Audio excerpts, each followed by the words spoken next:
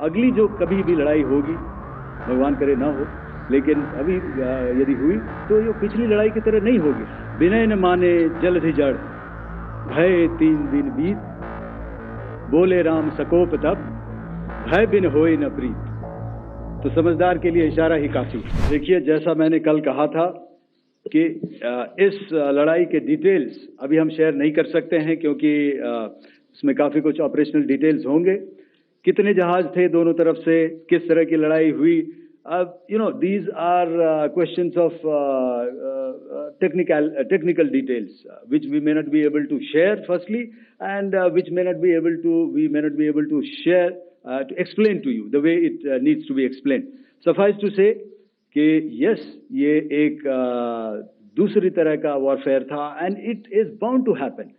हम लोग पिछली लड़ाई, अगली जो कभी भी लड़ाई होगी, भगवान करे ना हो, लेकिन अभी यदि हुई तो ये पिछली लड़ाई की तरह नहीं होगी। हर एक लड़ाई जो है अलग तरीके से लड़ी जाती है, और टेक्नोलॉजिकल एडवांसमेंट्स हो रहे हैं। हम भी उस एडवांसमेंट्स के हिस्सा हैं, हमारे एडवर्सरीज भी हिस्सा हैं। So it is a cat and mouse game, and you have to be ahead of the curve to beat your adversary. So that is what is going to happen. So if you ask, was this different? Was this engagement different? Definitely it was different.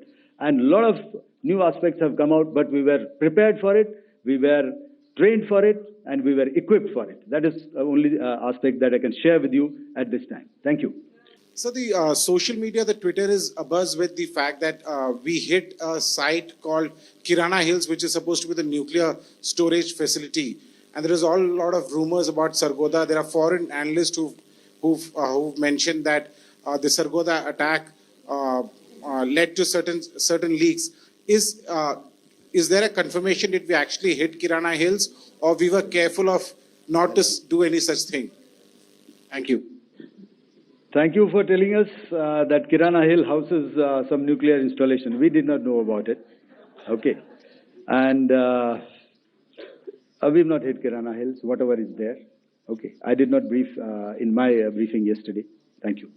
Press conference शुरू होने के ठीक पहले राष्ट्रकवि रामधारी सिंह दिनकर की जो कृष्ण की चेतावनी है, उन पंक्तियों को सामने रखा गया और कहा गया कि याचना नहीं अब रण होगा, जीवन जय या मरण होगा। कल शिव तांडव स्रोत के जरिए दुश्मन को संदेश दिया गया था, और आज राष्ट्रकवि रामधारी सिंह दिनकर की इन प्रमुख पंक्तियों के जरिए ये किस तरह के डिटरेंट को क्रिएट किया जा रहा है, किस तरह के मैसेज को दिया जा रहा है, इसको थोड़ा इलेबोरेट करके अगर आप बताएं तो जाहिर तौर पर ये संदेश और व्यापक तौर पर जाएगा।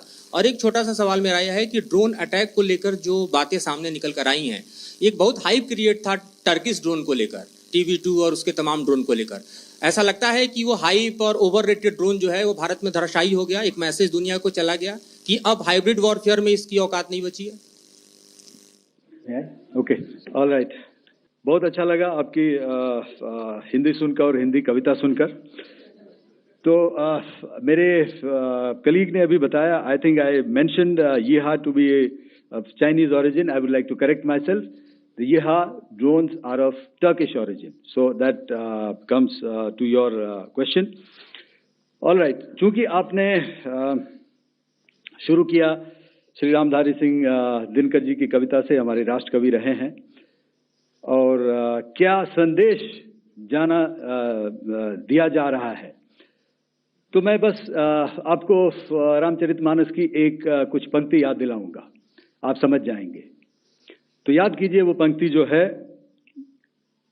विनय न माने जलधि जड़, भय 3 दिन बीत, बोले राम सकोप तब, भय बिन होए न प्रीत। तो समझदार के लिए इशारा ही काफी। और जहां तक ये टर्किश ड्रोन्स का सवाल है, आपने देखा किस तरह के रेकेज यहाँ पे फोटोग्राफ्स हमने दिखाए हैं, चाहे वो टर्किश ड्रोन्स हो या और कहीं के भी ड्रोन्स हो।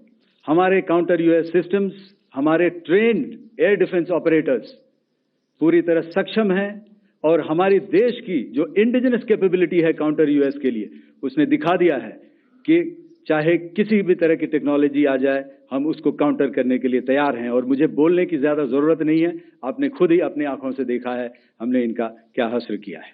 धन्यवाद।